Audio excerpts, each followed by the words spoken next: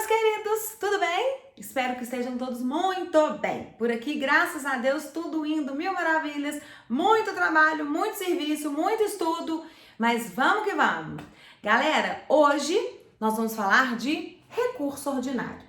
Eu teria muito prazer em falar com vocês tudo sobre os recursos trabalhistas, a teoria geral dos recursos trabalhistas, né? Quando se fala a respeito das classificações do recurso, de juízo de admissibilidade, dos princípios dos recursos trabalhistas que são lindos, os efeitos dos recursos trabalhistas, efeito obstativo, efeito devolutivo, efeito suspensivo, efeito translativo. Só que essa matéria nós vamos deixar lá para o direito processual do trabalho, porque aqui eu vou falar com vocês somente da prática, mas eu não vou poder passar tanto assim da teoria, porque quando nós falarmos da prática, eu preciso falar um pouquinho da teoria, mas muito pouca coisa. O resto eu vou deixar o professor Marcos conversar com vocês, beleza? Bom, hoje eu vim trazer a questão do recurso ordinário.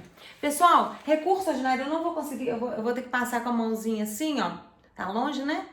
Porque eu não vou conseguir, eu não achei a minha, deixa eu ver se eu consigo fazer aqui um pouquinho. Eu não achei, na verdade, o negócio que passa. Então, peraí. Eu devia ter parado, né, a gravação, mas eu não parei. Mas enfim, pessoal, vamos lá, acho que aqui vai dar certo, ó. Se eu parar por aqui vai ficar melhor para vocês, não vai? Eu vou ficar um pouco mais distante, com a cabecinha bem lá embaixo, mas eu acho que para vocês vai ficar um pouco melhor, né? Então vamos lá. Galera, hoje nós vamos falar então sobre recurso ordinário. Recurso ordinário é o meio pelo qual se pode rediscutir amplamente a matéria que foi decidida lá em primeira instância, seja de direito, seja de fato. Ele é o principal recurso trabalhista. Aqui, o nosso cenário, acho que está muito ruim, equivale à apelação lá do processo civil, tá? É o que vale a apelação do processo civil, mas claro, com as especificidades, sabe de quem? Da CLT, trazida no artigo 895 da CLT. Bom, depois de muito transtorno, acho que ficou melhor.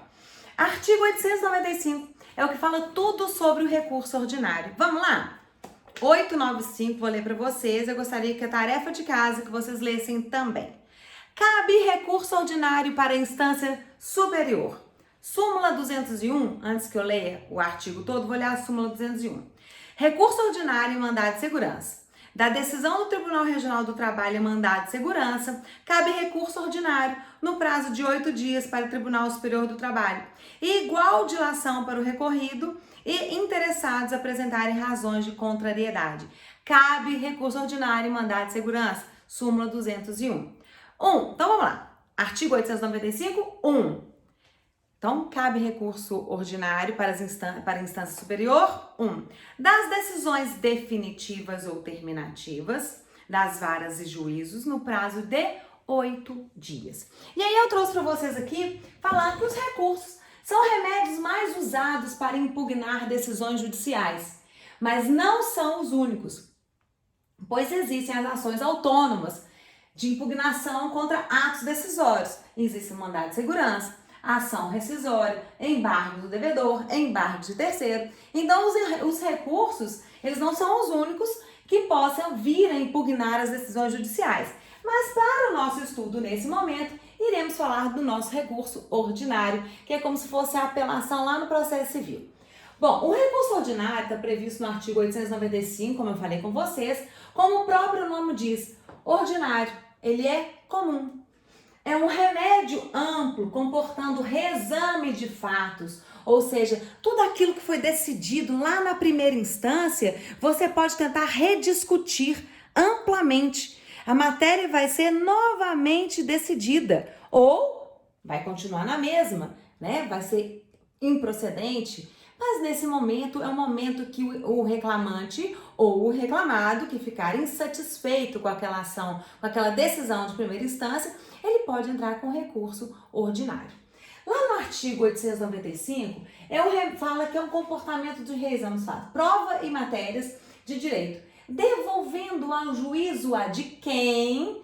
O juiz a quo é aquele que julga. O juízo a de quem é aquele que vai novamente analisar todos os fatos. Toda a matéria impugnada. E quem nos dá esse direito aqui é o artigo 1103 do Código Civil.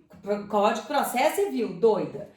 Os recursos no processo trabalhista estão previstos nesses artigos aqui. Lá do artigo 893 a 901 da CLT, bem como os parágrafos 1º e 2º do artigo 2º da Lei 5.584, no parágrafo 1º do artigo 7º da Lei 12.016, no artigo 1021 do CPC e no inciso 3 do artigo 102 da Constituição Federal. São todas aquelas leis que nos abraça com aquela oportunidade de rediscutir aquilo que ficou para você que ficou indignado daquela decisão, rediscutir numa instância superior. Aqui no direito do trabalho, quando a gente fala do processo do trabalho, nós vamos rediscutir como?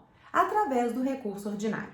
Artigo 895 da CLT, que fala o seguinte: hipótese de cabimento, aliás, prazo 8 dias. Hipótese de cabimento, pessoal: decisões terminativas ou definitivas das varas ou juízos e decisões definitivas ou terminativas dos TRTs, ou seja, quando tem decisão também do Tribunal Regional do Trabalho, cabe recurso ordinário em processos de sua competência originária. Por exemplo, dissídio coletivo, sindicato contra sindicato, eles já entram direto na segunda instância. A decisão que ele não ficar... Quem não se sentir bem sucedido naquela decisão pode entrar com recurso ordinário. Mas vamos lá. Aqui que eu falo que eu vou ter que passar um pouquinho para a matéria do Marcos, porque eu não posso somente ler esse enunciado para vocês do artigo 895 e passar direto sem falar um pouquinho sobre as decisões terminativas, decisões definitivas. O que seria, então, uma decisão típica terminativa? Por exemplo, eu coloquei em exemplo que fica muito mais fácil a gente identificar. Olha só. Exemplo, arquivamento da reclamação pelo não comparecimento do reclamante à audiência. Contra a decisão, e são as decisões terminativas, tá? Contra a decisão, cabe recurso ordinário no prazo de 8 dias. Pode acontecer de um advogado comparecer no dia da audiência para avisar ao juiz que o seu cliente está impossibilitado de participar do ato por motivo relevante, nos termos do parágrafo 1º do artigo 844. E esse juiz entender indeferida e arquiva o processo. E aí cabe o quê? Um recurso ordinário, no prazo de 8 dias. Isso é uma decisão terminativa. O magistrado, ignorando o fato de o advogado representar o reclamante, indefere o pleito de adiamento da audiência por não comparecimento de uma das pessoas listadas no jurássico, parágrafo 2º do artigo 843 da CLT. Norma que tem como base jus postulandi. Bom, essa é uma terminativa. E as decisões definitivas? As decisões definitivas são aquelas que elas acolhem as prejudiciais de mérito e com isso, ou seja, decadência e prescrição, e com isso ela julga extinto o processo. Aqui, ó, o juiz acolhe ou rejeita o pedido do autor, ainda que parcialmente. E esse acolhimento das prejudiciais de mérito, ele pode trazer a extinção. E aí você entra com recurso ordinário em cima dessa decisão definitiva. Ok? Então, pessoal, as decisões interlocutórias também são decisões trazidas no meio, no decorrer do processo, olha. São aquelas que resolvem questões incidentais, deferimento ou indeferimento de contradito de testemunha, requerimento de juntada de documento novo, pedido de adiamento da audiência, concessão. Essas decisões interlocutórias nós vamos verificar outro tipo de recurso, tá? Porque para o recurso ordinário só cabe recurso nas decisões definitivas e nas decisões terminativas. Para as decisões interlocutórias nós temos outro recurso que nós vamos ver semana que vem. Não, a outra semana. Mas enfim, aqui eu coloquei que existem também as decisões interlocutórias e elas estão no meio do processo. Ontem mesmo eu tive que fazer uma defesa em cima de uma decisão interlocutória. Então vamos lá. No sistema recursal trabalhista, em regra, os recursos passam por um duplo grau de juízo de admissibilidade. Para a análise do preenchimento ou não dos recursos de admissibilidade extrínseco, que são os objetivos, e intrínsecos, que são os objetivos, a gente precisa de quê? De uma previsão legal do cabimento, da adequação, da tempestividade, preparo, regularidade de representação, capacidade, legitimidade e interesse. Então, para a questão do regime recursal dentro da Justiça do Trabalho, em regra, os recursos passam a ter um duplo grau de juízo de admissibilidade. E aqui, pessoal, que a gente começa a entender por que no recurso trabalhista nós temos duas folhas. Porque o primeiro juízo de admissibilidade é o juízo da primeira instância, é o juiz ACO, é o juiz que julgou aquela sentença. E o segundo juízo de admissibilidade, o que é admissibilidade, gente? É admitir aquele recurso, é perceber que os pressupostos de cabimento estão corretos. Previsão legal de cabimento, adequação, tempestividade, preparo, regularidade de representação, capacidade, legitimidade e interesse, eles estão próprios daquele recurso. Então, eles vão admitir aquele recurso ou não. Eles não vão admitir aquele recurso por falta dos pressupostos de admissibilidade. Aí é onde eu explico aqui que por conta disso veio a necessidade de duas peças. Pois na primeira peça vai ser uma petição de interposição ou peça de encaminhamento, onde você primeiro endereça ao juiz ACO, pedindo a ele que remeta os autos para a instância superior. Então, a primeira peça, sendo este o primeiro juízo de admissibilidade recursal. E a segunda peça são as razões recursais. Já na segunda peça, você vai adentrar ao mérito. Claro que você vai colocar para quem você está enviando, mas ali você vai colocar as razões recursais. E aí, nós temos para quem? Endereçada ao juízo, a de quem? Que é o juízo de admissibilidade recursal. Beleza? Pessoal, quando a gente fala do recurso ordinário, eu preciso dizer a vocês que o recurso ordinário, ele possui duas folhas, aliás, duas peças distintas, uma chamada folha de rosto e a outra chamada folha de razões. A folha de rosto, ela será endereçada a quem? Ao juízo ACO, ou seja, o juiz do trabalho ou o presidente do TRT, porque nós vimos lá no artigo 895 que há a possibilidade do recurso ordinário ser interposto diretamente no Tribunal Regional do Trabalho, se ele é o de origem, né? Então vai depender. A primeira folha, se foi o juiz ACO da primeira instância, que é a vara do trabalho, que julgou, você vai colocar juiz do trabalho. Se foi o TRT, você vai colocar presidente do TRT. A segunda folha são a folha de razões.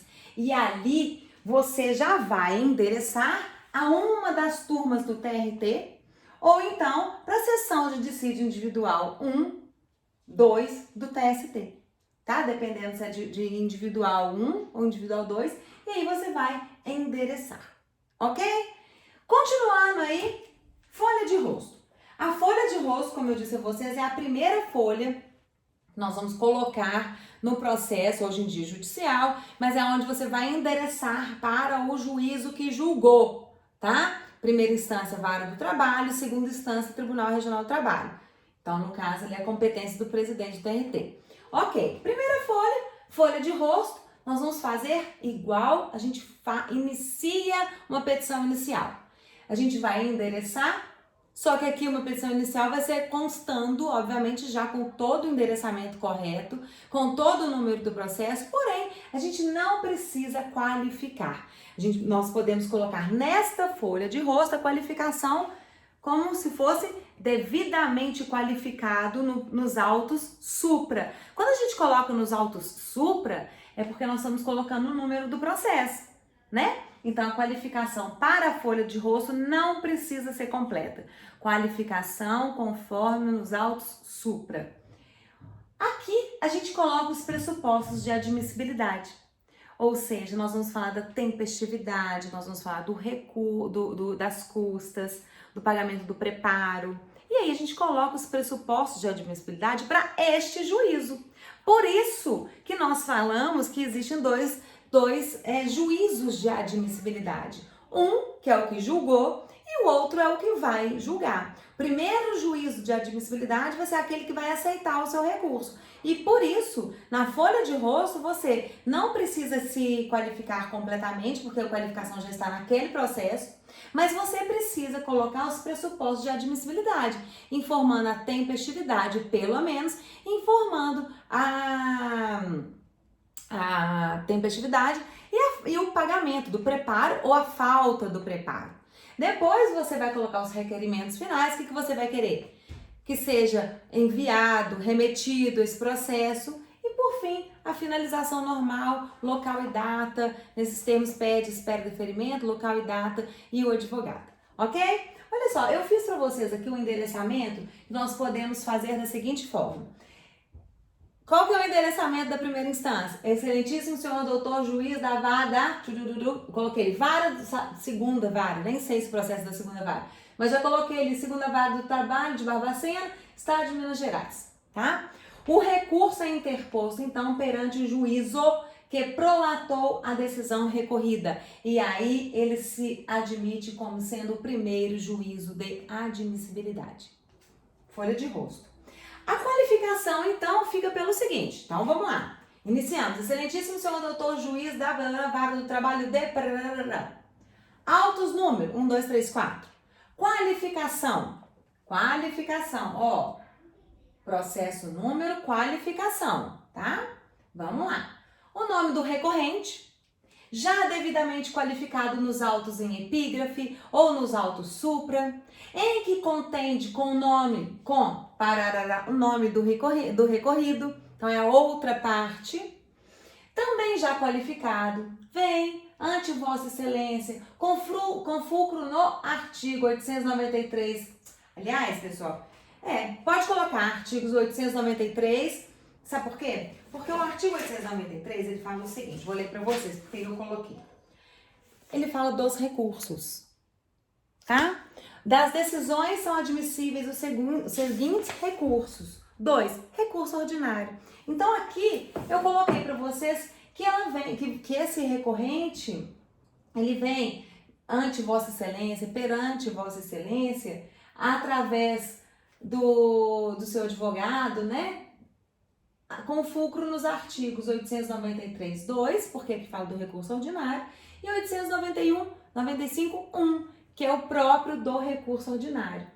Inconformado com a R sentença, é respeitável sentença. R sentença é respeitável sentença.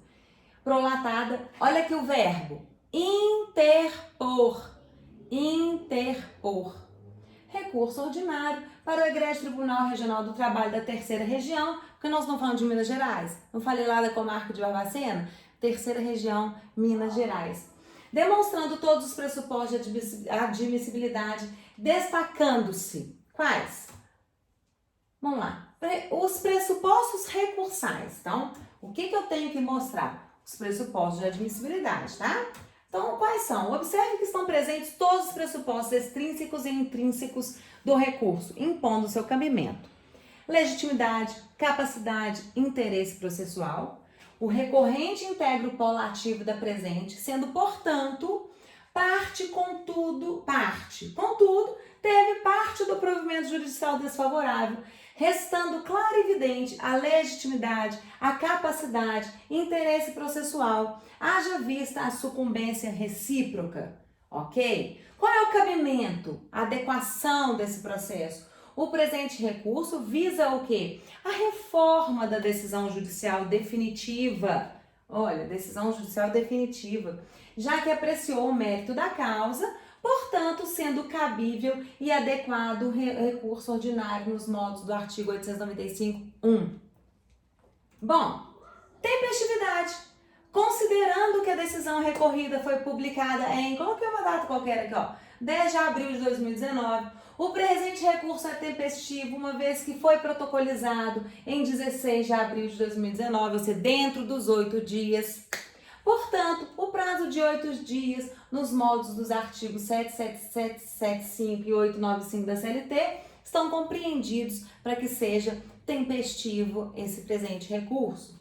E as custas? Salienta-se que o recorrente não é parte vencida, não tendo obrigação de recolher custas nos moldes do artigo 790, além do recorrente ser beneficiário da justiça gratuita. E aí, pessoal, você tem ali todos os pressupostos de admissibilidade do recurso. Eu coloquei um outro exemplo aqui para vocês, que vocês podem usar. Esse é requerimentos finais. Então, peraí.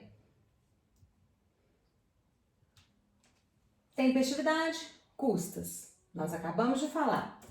Depósito recursal. Considerando que o recorrente é o empregado, ante a natureza da garantia do juiz do depósito recursal, não existe obrigação do seu recolhimento. Além do mais, é beneficiário da justiça gratuita, tendo a reforma trabalhista isentado do recolhimento do depósito recursal. O beneficiário da justiça gratuita, nos termos do artigo 899. Aí, olha só, regularidade de representação. O recorrente está devidamente representado por seus advogados, que possuem instrumento de mandado judicial nos autos. Da ausência das causas impeditivas do recurso.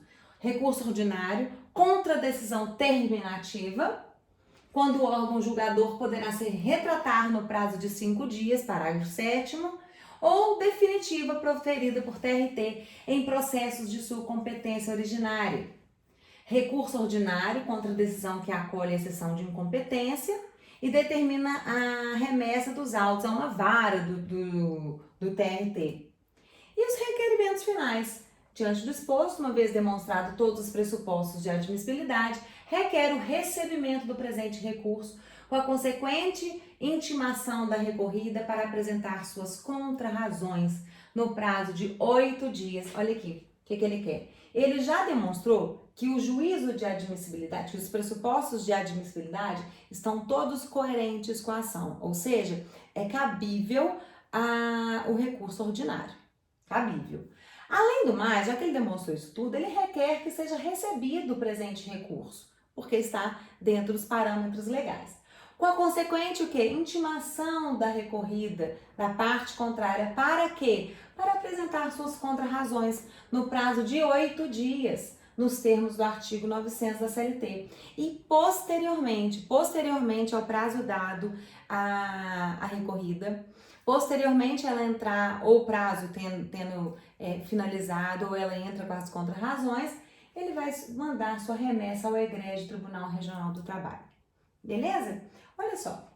Finalização, termos que pede, espera, deferimento, local, data, advogado. Aqui eu fiz mais ou